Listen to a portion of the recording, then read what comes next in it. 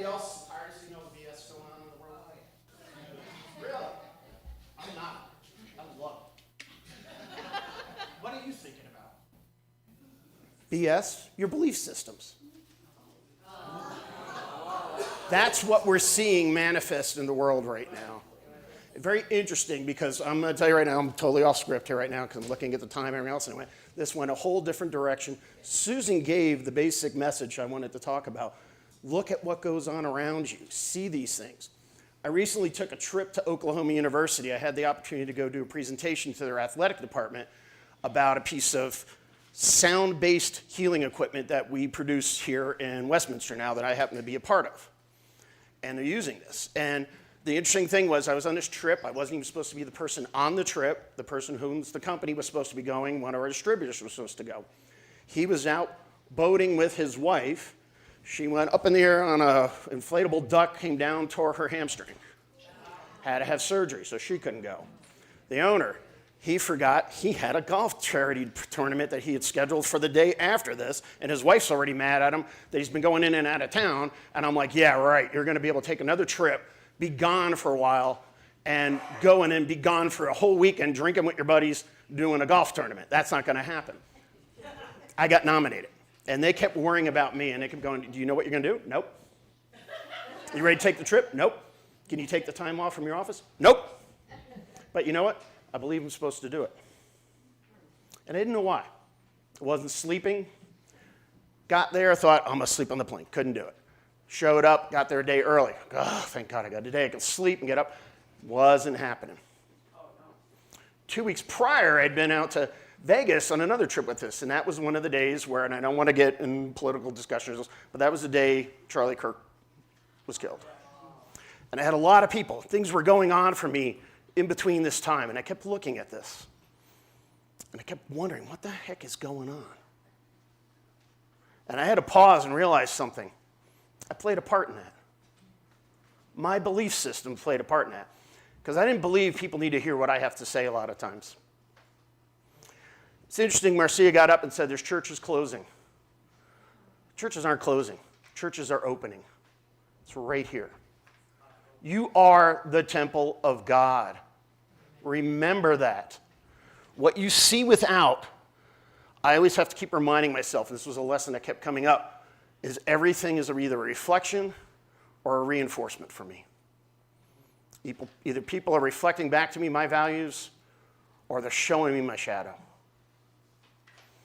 I recently found myself going through, looking at what was going on since the last time I spoke here, and I've been out in nature more and everything else, finding out that's where I needed to be. I need to reconnect. I need to find myself again. In the sense that I forgot who I was. And I kept getting ideas. I kept getting drawn to the Gnostics. And then one day I woke up and I felt myself going, you know, I always heard about these Knights Templar and stuff, and I saw them in movies, and they're good guys, they're bad guys, where else?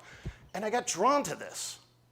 I just read the other day that for the first time in 700 years, the Knights Templar were invited back to the Vatican and restored their honor. I didn't know about this. Whole distinctions around these. These were things that I didn't know. I held beliefs about things that I never really understood. I'm watching the world, good or bad, whether you agree with it or not. I watched what unfolded with Charlie Kirk, and I went, people are waking up. They're doing their own research. They're not living in soundbite world anymore. And I can tell you, I never just paid attention to much what this guy did or said, but I stopped and listened to some videos. And I went, you know what? I may not agree with what he said, but I'm glad he was willing to have a conversation with it. I'm going to tell you right now, if all you all got to know me deep and knew some of the things I believed, you'd be going, what the heck? This guy's up here doing a spiritual presentation? I look back things I used to believe. You know, I believed the only thing that was worth doing after I got off work was going out and getting drunk. I ran into a friend who's a former drinking buddy. And thank God he's now, took him a while longer. One thing I had to realize, I had to save myself before I could help save him. And I had to know that it wasn't my job to do it. He had to find his place. We're seeing a lot of people doing that right now. They're finding their place. They don't know. They don't even know how to describe what their belief is. What they know is they're confused. What I want to tell you is I looked at that and went, I've been confused. That's why I'm seeing this. That's why I'm questioning this. I never understood concepts, and something popped up again the other day, and it was about Carl Jung and his beliefs. And he never talked about empaths, but people have extrapolated this, that an empath needs to attract a narcissist to show them their power.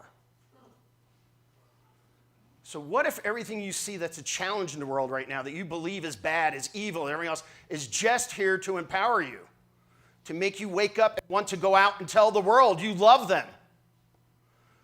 I was asked to give ideas for songs, and I put things down, and I went, I threw stuff down. It was stuff I needed to hear, and then the group came back with stuff, and Penny was sending me a song, hey, we took this into consideration, and they mentioned that song, and I'm going, I know the song, but I don't.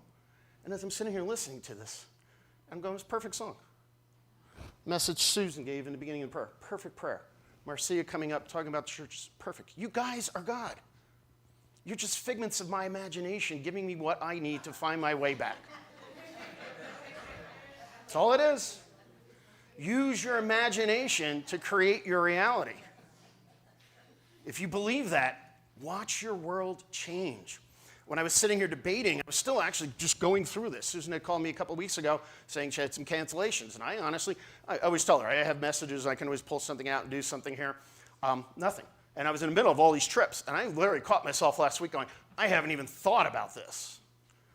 And I hadn't been to church for a while. And lo and behold, you mentioned, Aurelia shows up. Aurelia woke me up that damn day and made me come here. And I got here, and somebody was late in the healing room else, and I went, I'm supposed to go in there. And lo and behold, Coco comes in. And I'm doing my little thing, and she goes, Aurelia's with you. I'm going to tell you something. She's here. She's here. Always going to be here, as long as you believe. If you believe there's hope for the world, we're going to have hope. If you believe the world's going to hell, we're already there. You have to remember, heaven and hell exist within you. I started learning things about myself and looking at different aspects of Christianity, because that's when I found out the Gnostics were kind of pre-Christians. They believed this is all just a distortion. That confused me, because I went, why would God allow this if there's a God? And they believe the God of this planet that we live on it was designed to be an illusion, to distort things for us. And I went, wait a minute. If I was God, if I was the infinite source of everything, I think of something that happens. It's just the way I want it. I'd get bored of that really quick. I might want to create a game for myself where I totally forgot that's who I was. And if I wanted that, and I wanted to see if I could find my way back, what would I do? I'd create the greatest amount of challenges. I'd create a source to try to convince me that I wasn't, and see if I could find my way back. And every time I look at this, I keep seeing this. And every time I go into doubt, but why would this be this way? Oh, silly rabbit. I gave you permission to do that for me. The greatest gifts that could ever happen was someone who challenged me. Me and my dad didn't get along. I realized I attracted him. He was so loving that he was willing to come here and play the bad guy for me so I could find the love within me. Think about that. I look at it. I've been the narcissist. I've been the empath. Concept of Carl Jung's presence, he talked about becoming the sovereign empath. You have to go through being isolated. You have to go through feeling everybody else's emotions, not realizing it, not knowing how to set boundaries, and that's where you start. Then you go, ugh, and you reject it. You put walls up, and you isolate. You shield yourself until one day you realize that's the other person's journey. That's the other part of God trying to discover himself through that path. That's when I got the idea. I went, been through a lot of stuff in my life. It's the path I chose to be here to go through these things to see if I could find my way back so that I could go out into the streets, deliver that message, teach the children they can find their way back too. You can face these charge times. You can face these challenges, but see the love behind it. I heard a story once, okay, that's interesting, this one's coming in, about Mother Teresa. And someone was talking about, there was different ideas of, was she good, was she bad? She seemed to always be around suffering. And people said she seemed to thrive off suffering. And this confused me, and I kept looking at this. But then she also she made the statement, through our suffering, we come closer to God. The Dalai Lama was once asked, what's the best religion? And it was by an interviewer who was trying to catch him. Wanted him to say, yeah, it's this is it, this is the one. He goes, you know what? The best religion is the one that brings you closer to God and lets you see God within. So we have all these different choices. We have all these different paths, all these different possibilities playing out in life right now in so many ways. How do you react to it? Wayne Dyer used to teach, and I've shared this one before. What do you get when you squeeze an orange? Juice? What kind of juice? Why? Because that's what's inside. When you get put under pressure, what comes out? Does it? Did you go, that guy up there, he made that speech again. Or did you go, wow, what's that showing me? What gift is that giving me? Why did I react that way? I recently encountered a guy named Brian Ridgway, and he teaches these breathing techniques and stuff, and it just got my attention. I've gotten to a point where I'm like, I don't need more classes, I don't need more things, but something drew me to this, and I signed up for one of his little things. And he's teaching a breathing technique of just be present. Realize you're an infinite being. You're trying to figure out and influence and do all this stuff. Go with the flow. Remember, with every breath, you can find peace. You didn't like what just happened? Make a new choice. Change what you believe should happen. Change what you believe how other people should behave. And always thank them. If you don't like the reactions around you and the way people are behaving around you, look at yourself. When you start looking at this, you start realizing what's going to come out is what you really believe.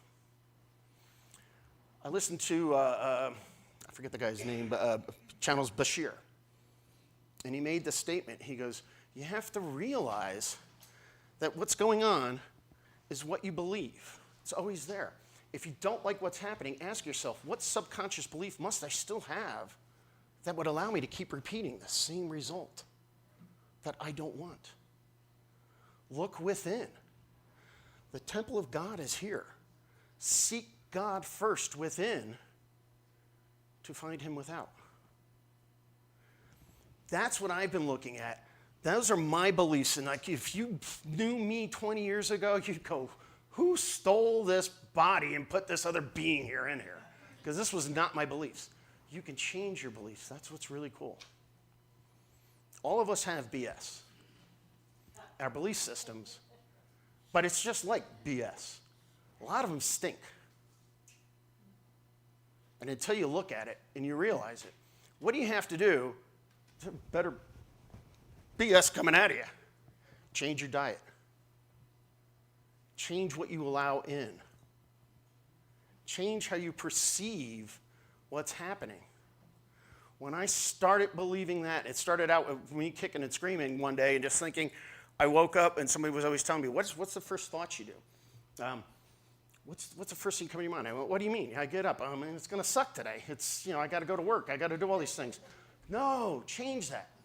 Going back to my trip in Oklahoma, where I went to get this. So I ended up having to take an Uber from the hotel because we didn't even plan this thing well at all. I'm staying way over here and the university's over here, and I'm like, whatever. And I hate this, and I got to figure out, okay, what's traffic going to be like this? And something just said, dummy, breathe. And I get in the car. And I don't know what the interaction's going to be like. And this guy starts talking. He's asking me, "Oh, you're going to university?" "Yeah, oh yeah." I tell him my thing. "Oh, wow, you help heal people." I said, "No, I think of it more like I help people heal themselves." He goes, "That's a great way. You know, a lot of doctors don't believe that." And I went, "This is interesting. Where's this conversation going to go to?" Long story short, turns out this guy is a 15-year kidney transplant recipient, fully recovered. And he starts telling me his story. And he goes, "Oh, you know, that's so nice to hear you say that." He goes, "Yeah, I was just at and saw the doctor who takes care of me now since for my transplant. The guy who did the transplant is retired and gone on." He goes, "And we actually sat there." He goes, "I like him because we sat there and we cried together. He allowed me to give him something." And I'm looking at this again going, where's this going to? Why am I hearing this story? He goes, "This guy didn't realize the things he had done." And I told him, you saved my life. He goes, "No, I get that." He goes, I do this." He goes, No. You got to realize something. If I hadn't had that transplant, I hadn't found you because things were going kind of the wrong way, you helped me dial some things in." He goes, "I'm still here. My daughter grew up. I got to watch her get married. I watched her devote her life to helping other people now. My neighbors love me because I go over and I shovel the snow when it's there. And I wouldn't be able to do that and give them that gift if you hadn't have done this." Think about the impact of everything that you do. The smile you give, the little wave. Let somebody step in front of you in line at the grocery store sometimes. Try that one day. You'll freak people out. "What? You're going to let me go ahead of you?" "What?" "Yeah, I'm in no hurry. And I want to see you get ahead." What if you did that? What if you lived that? What if you became the new church? I'm saying, literally, you made that statement and this conversation went all down that path. I can show you the notes, there's nothing here. One thing I do, and this is how I'm going to end this with it, is I had to learn to start changing my beliefs and the way I look at things. So in the mornings, instead of getting up and going, "Oh, good God, it's another day," to, "Oh, good God, I have another day. I get to take one more breath. And then I get to take another one. What do I get to do with it?" So every morning, one of my mentors, Brendan Bouchard, create these journals. Everybody says, "Yeah, I'm the writer." Well, this thing sets my morning mindset. First question on here: what's one thing I can get excited about today? Well, today was doing this and not knowing what the hell I was going to say. And as it turned out, I wasn't supposed to know because this is what came out. What one word would describe the kind of person I want to be today? I get to choose? I'm not just going to be the same jackass I was yesterday? I can change it? Whoa, what a novel concept. What situation could come up that might stress me out or throw me off course? And how would I like to handle it? There's a bunch more here for the daytime, but I also have a same procedure at the end. And what's one thing you handled great today? What's one thing you'd like to do better tomorrow? I get a do-over? Wow, what a belief to have. Every day is a do-over for you. You're not anchored into that thing you did 20 years ago. You're light. You're light expressing as life. That's the beliefs I had to start to anchor in. And the more I hold to that, I do good. Do I do excellent at this every day? No. Do I fully believe this? No, but I'm working on it. You've heard me share, I get abundance in my life in different ways. There was a book made out one time they called Think and Grow Rich. Yeah, that's a nice concept, but you got to love to live in abundance. And you got to share it. You got to give it away to get it. Take another breath the next time you find yourself reacting.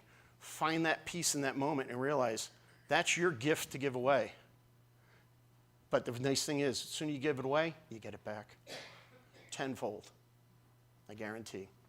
Believe it, see it, make it happen. Don't hate your BS. Love it. Thank you.